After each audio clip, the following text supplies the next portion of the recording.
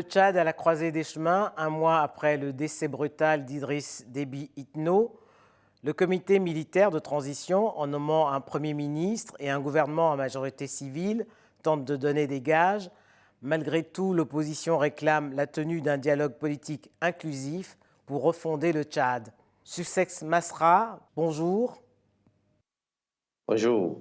Vous avez organisé la première marche pour dénoncer le coup de force des généraux, le soutien de la France et exiger le respect de l'ordre constitutionnel. Un mois plus tard, c'est l'Union africaine qui hésite entre accompagnement et sanctions de la transition. Êtes-vous un homme désabusé? J'espère qu'au-delà de ma personne, le peuple tchadien ne sera pas désabusé. Encore une fois, ce peuple qui se met debout, cette marche à laquelle vous faites allusion, c'est la plus grande marche pour les droits politiques jamais organisée dans l'histoire de notre pays parce qu'il a eu plus de 750 personnes arrêtées, plusieurs centaines de blessés et plus de 12 personnes tuées. Le Tchad, c'est au-delà des soldats tchadiens, une population avec une espérance. Et c'est cette espérance-là qui doit être entendue par les amis du Tchad et c'est maintenant ou jamais de dessiner un Tchad nouveau. La coordination de la société civile compte maintenir la pression malgré les morts, les blessés, les arrestations auxquelles vous faites allusion. Qu'espérez-vous obtenir à la fin? Ça fait 12 semaines que nous marchons consécutivement. 12 semaines, M. Déby est mort il y a un mois, il y a quelques semaines. Mais j'ai été le tout dernier homme politique qu'il a reçu avant son décès. J'ai été reçu par lui le 16 mars. Et je lui avais dit que s'il continuait sur ce chemin, il allait finir par la petite porte. Je voudrais le dire aussi de la façon la plus nette. Tous ceux qui s'inscrivent dans une sorte un peu de projet de société au nom du Père, au nom du Fils et sans la volonté du peuple, qui veulent ainsi faire muter l'ancien système dont les Tchadiens ne voulaient pas. Pour continuer avec ce système, je leur dis qu'ils finiront par la même porte. Et personne ne le leur souhaite, comme nous ne l'avons jamais souhaité pour M. Déby. Donc ce que nous espérons, c'est que la voix du peuple soit entendue. Ce que nous espérons, c'est que la justice soit au rendez-vous. Ce que nous espérons, c'est que la démocratie soit au rendez-vous. Enfin, nous sommes donc dans une situation de coup d'État qui a une circonstance aggravante. C'est que ce coup d'État est perpétré par le fils de l'ancien président. Donc c'est une transmission dynastique de pouvoir sur la base d'un coup d'État. Qui peut accepter cela? Je n'ose pas croire que l'Union africaine voudrait s'enterrer au Tchad. Je n'ose pas croire que les partenaires de notre pays, qui semblent être préoccupés par les questions sécuritaires, oui, la question sécuritaire, c'est une des jambes du Tchad. Mais la deuxième jambe, c'est la jambe de développement. Un pays qui est dernier en compétitivité mondiale, 140e sur 140 pays. Dernier en indice de capital humain, c'est-à-dire l'éducation, la santé et la productivité. Est-ce que, au nom de la stabilité, non pas du pays, mais la stabilité d'un système et d'une famille, on doit sacrifier cette population de 16 millions de Tchadiens? Là est la question qui se pose à chacun de ses partenaires, au premier rang desquels notamment la France, qui a là une occasion de rentrer dans le cœur du peuple tchadien plutôt que d'en sortir de façon définitive.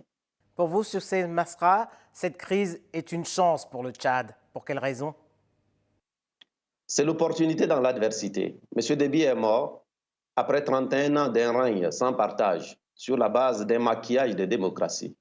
Il a d'ailleurs dit aux Tchadiens, j'ai eu l'occasion d'en parler, il a dit aux Tchadiens qu'il avait 2 mandats qui avaient été donnés par les Tchadiens, mais le troisième, le quatrième et le cinquième mandat, c'est la France qui l'avait obligé à rester au pouvoir pour garantir ses intérêts. C'est tellement aberrant, il l'a dit sur TV5 et dans d'autres médias, tellement aberrant que je me suis fendu d'une lettre que j'ai adressée officiellement au président Macron pour lui dire, vous voyez, voici ce que le président Déby dit. C'est tellement inimaginable que si c'était vrai, le peuple tchadien dit que désormais, nous n'en voulons plus. Donc la promesse démocratique au bout d'un système qui est une poubelle démocratique en amont ne peut rien présager de la fin. Vous voyez, ce que nous nous demandons, c'est clair. Un président civil, consensuel, un vice-président chargé des questions sécuritaires, parce que la question sécuritaire est importante, un premier ministre qui sera plus consensuel avec un gouvernement très consensuel. Et les trois, le président, le vice-président et le Premier ministre ensemble signent un engagement de ne pas faire partie, en tout cas du jeu politique qui découlera de cette transition. Et ensemble, ils organisent dans les 3 prochains mois, on peut même donner une date. Nous proposons le 11 août, qui est la date de la proclamation de l'indépendance du Tchad, comme date de début de ce dialogue. Et à l'issue de cela, nous mettrons les institutions de transition ensemble. Ce n'est pas quelque chose d'inventé. Ça a été appliqué au Mali.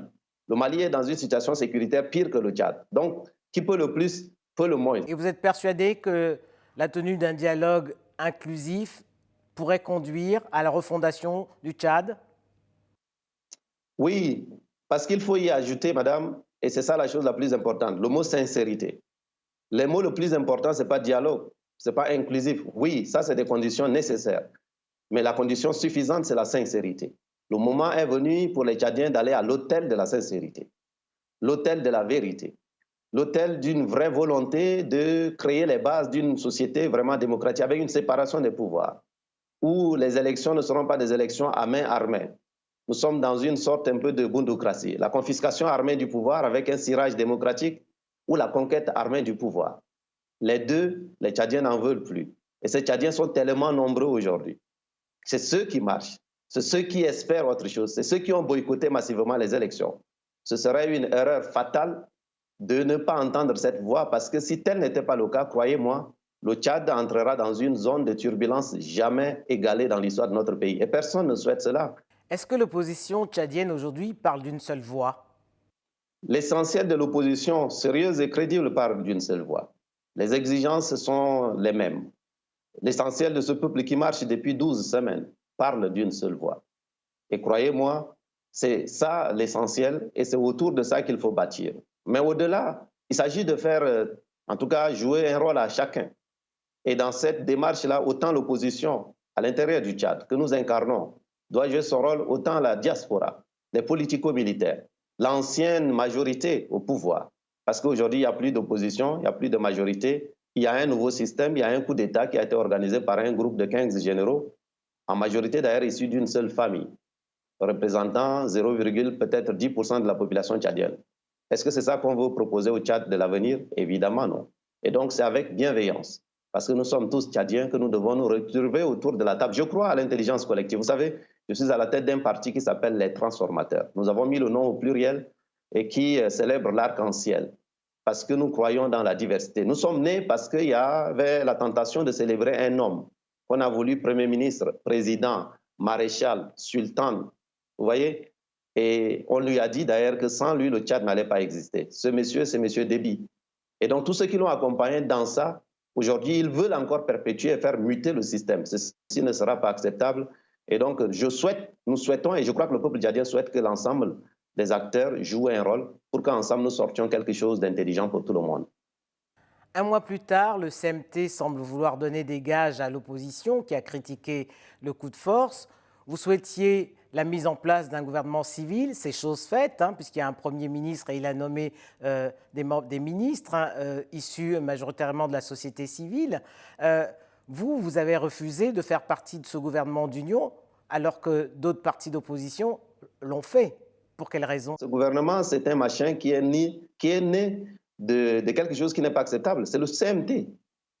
Et il faut que le CMT accepte d'avoir un président civil à la tête de ce pays. Nous avons dans ce pays des gens qui peuvent être consensuellement acceptés. Il y en a dans la société civile, mais il y a un ancien président de la République, M. Goukouni Ouedei, par exemple, que l'Union africaine a sollicité pour jouer un rôle dans la transition, dans les dialogues dans d'autres pays. Nous souhaitons que quelqu'un comme ça, de suffisamment neutre, suffisamment âgé, qui passera même symboliquement le témoin, lorsque viendra le moment de passer la main à une personne qui sera élue à l'issue d'un processus de transition. Qui peut contester que M. Goukouni ne serait pas dans une démarche de continuer dans le jeu politique? Mettons M. Goukouni à la tête du Tchad et ensuite, à côté de lui, un vice-président chargé des questions sécuritaires. Ça peut être même le président du CMT actuel. Je n'y ai pas d'objection. On n'a pas besoin d'avoir le fils de l'ancien président à la tête du Tchad pour faire de la question sécuritaire une question importante. Je suis dans une exigence de responsabilité au nom du peuple. Vous savez, Déby père m'a proposé de me nommer Premier ministre. J'avais décliné. Il avait espéré que j'allais laisser la tranquillité pour qu'il aille aux élections présidentielles et à l'issue de cela modifier à nouveau la Constitution pour me mettre vice-président. J'ai décliné l'offre. Vous voyez, moi je ne suis pas en quête d'un poste de responsabilité. Je suis candidat non pas à la transition, je suis candidat à aider le Tchad à définir les fondations de quelque chose de solide. Le président du CMT vient de faire une tournée dans plusieurs capitales africaines. Il semble avoir été adoubé Est-ce que cela vous surprend? Ce n'est pas lui forcément. Il a envoyé un de ses frères faire les autres capitales africaines et puis lui, il est allé faire d'autres capitales africaines. Vous voyez, rien que dans la symbolique. Et je vois les médias, vos frères et consoeurs, titrent que les enfants des vies essayent de rassurer. Vous voyez, rien que dans la terminologie, c'est terrible. Et quand je vois les gens qu'il a nommés, les premiers jours de nomination, c'est soit des neveux, soit des cousins, soit des oncles.